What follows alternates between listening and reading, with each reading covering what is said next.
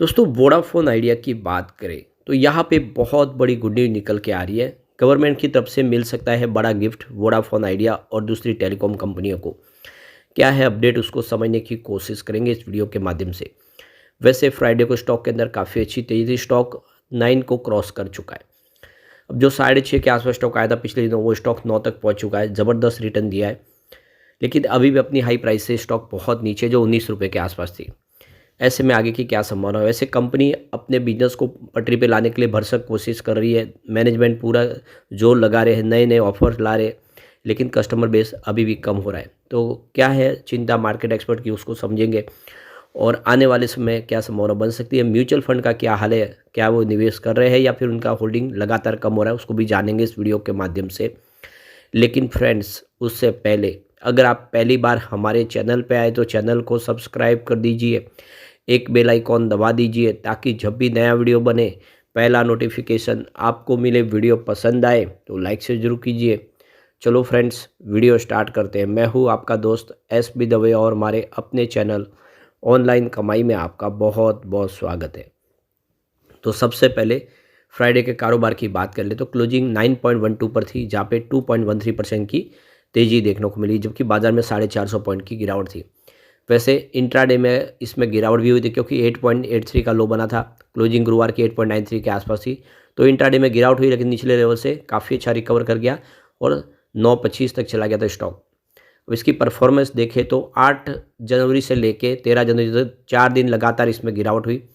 Stock 8 रुपये से नीचे था और देख सकते हो कि वो गिरते हुए लगभग 7.74 पर आ गया। 4 दिन गिरावट हुई, उसमें करीब आप देखें तो 3-3.5% स्टॉक टूटा। लेकिन उसके बाद में 14 जनवरी से स्टॉक ने दौड़ना शुरू किया। 14 जनवरी को इसमें 6.18% की तेज़ी बनी, 15 जनवरी को 5.82% की तेज़ी बनी, यानी 2 ही ट्रेडिंग सेशन में देखें तो लगभग 12% की शानदार तेज़ी। फिर 16 जनवरी को 2% की और तेज़ी बनी और 17 जनवरी को 2% की तेज़ी। तो ये आप क्लियरली देख सकते हो कि करीब 16% के आसपास की तेज़ी बनी है और 8 रुपये से जो स्टॉक था वो 9 रुपये को पार कर गया। तो काफ़ी बेहतर किया है। तो यहाँ पे सरकार की तरफ से बहुत बड़ी राहत मिल सकती है टेलीकॉम कंपनियों को। टेलीकॉम सेक्टर के लिए कंपनियों को जल्द ही केंद्र सरकार की ओर से एक बड़ा तोहफा मिल सकता है। सरकार टेलीकॉम कंपनियों के बकाया एडजस्टेड ग्रॉस रेवेन्यू यानी AGR पर लगने वाले 100% पेनल्टी और 50% ब्याज को माफ़ करने की तैयारी में है। अगर केंद्र सरकार की ओर से ये फैसला ले लिया जाता है तो टेलीकॉम कंपनियों के लिए इससे बड़ी क्या राहत हो सकती है, ये बहुत बड़ा एक सपोर्ट मिल सकता है।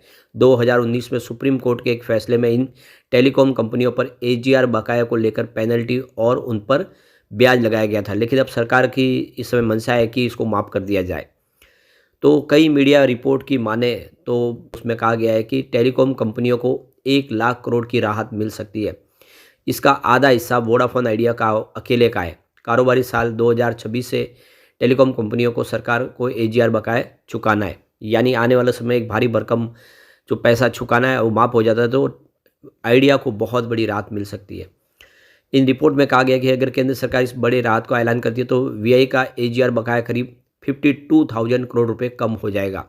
कंपनी पहले ही भारी कर्ज के बोझ में डूबी हुई है। वहीं भारतीय एयरटेल को करीब 38,000 करोड़ की राहत मिलेगी। टाटा टेली सर्विस के लिए ये राहत करीब 14,000 करोड़ की आसपास की होगी। हालांकि टाटा टेली अब रिटेल मोबिलिटी सर्विस में बिजनेस नहीं करती है, ये कंपनी अब इंटरप्राइजेस मोबिलिटी सर्विस का काम करती है। तो यहाँ पे खबर जो निकल के आ रही है सूत्रों के हवाले से, जो रिपोर्ट है कि फिलहाल वित्त मंत्रालय समेत उच्च स्तर पर इस प्रस्ताव पर विचार हो रहा है। इसमें टेलीकॉम विभाग और कैबिनेट सचिवालय भी शामिल है। भारी कर्ज के बोझ से जूझ रहे टेलीकॉम सेक्टर के लिए सितंबर 2021 के बाद पहली बार सबसे बड़ी राहत पैकेज मिल सकता है। ये संभावित तौर पर इसका ऐलान 1 फरवरी 2025 के होने वाले बजट में हो सकता है। अगर ऐसा होगा तो इस सेक्टर के लिए बहुत बड़ी राहत होगी और सबसे ज़्यादा फायदा होगा वोडाफोन आइडिया को, क्योंकि 1 लाख करोड़ की जो रकम में से आधी रकम अकेली वोडाफोन आइडिया की है। और अगर इसकी छूट नहीं मिलती है तो वोडाफोन आइडिया के लिए आगे चलना बहुत मुश्किल हो जाएगा। तो पिछले महीने ही सरकार ने स्पेक्ट्रम बकाये के लिए बैंक गारंटी जमा करने की अनिवार्यता को भी खत्म कर दिया था। इस फैसले से वोडाफोन आइडिया को सबसे बड़ी राहत मिली थी।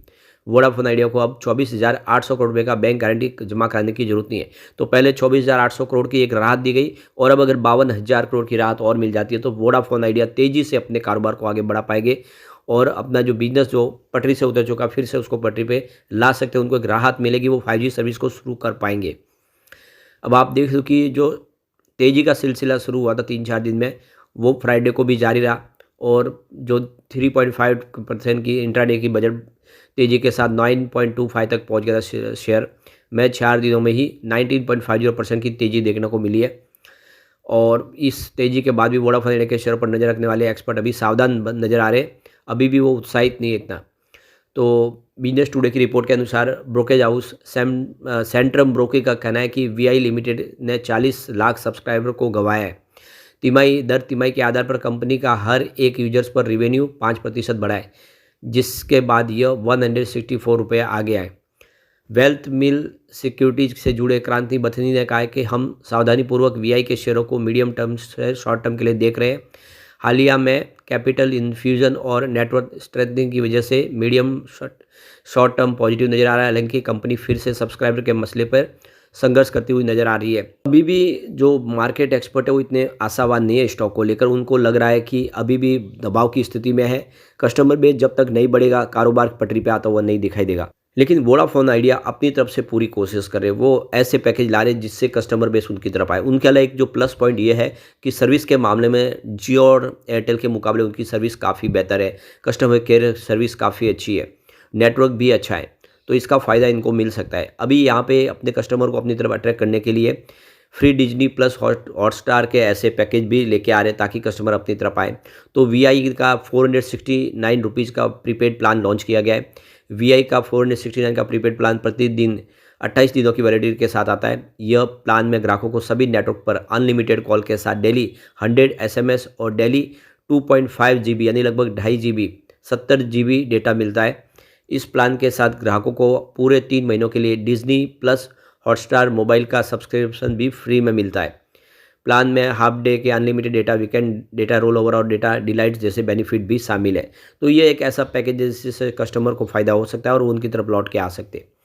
अब यहाँ पे म्यूचुअल फंड की रुझान को देख लेते हैं। 31 दिसंबर के लेटेस्ट आंकड़े के हिसाब से देखें तो म्यूचुअल फंड ने यहाँ पे लगातार बिकवाली की है। कोटक इक्विटी आर्बिट्रेज डायरेक्ट ने 230 करोड़ का निवेश किया हुआ है, लेकिन 6.34% की होल्डिंग उनकी मंथ ऑन मंथ बेसिस पे घटी है। ICICI Pru equity arbitrage direct ने 210 करोड़ का निवेश किया हुआ है, लेकिन 4.37% की होल्डिंग उनकी मंथ ऑन मंथ बेसिस पे कम हुई है। इन्वेस्को इंडिया आर्बिट्रेज डायरेक्ट का 152 करोड़ का इन्वेस्टमेंट है, लेकिन 23.66% की होल्डिंग उन्होंने भी अपनी मंथ ऑन मंथ बेसिस पे कम कर ली है। एसबीआई आर्बिट्रेज अपॉर्चुनिटी डायरेक्ट का 128 करोड़ का निवेश है, परंतु 17.41% की holding month on month basis पे यहाँ पे कम हुई है। टाटा आर्बिट्रेज डायरेक्ट का 128 करोड़ का निवेश है, परंतु 1.20% की holding month on month basis पे कम हुई है। निप्पॉन इंडिया आर्बिट्रेज डायरेक्ट ने 127 करोड़ का इन्वेस्टमेंट किया है, उनकी होल्डिंग भी 12.26% मंथ ऑन मंथ बेसिस पे घटी है। Aditya Birla SL arbitrage direct का 112 करोड़ का निवेश है, उनकी holding 33.72% month on month basis पे कम हुई है।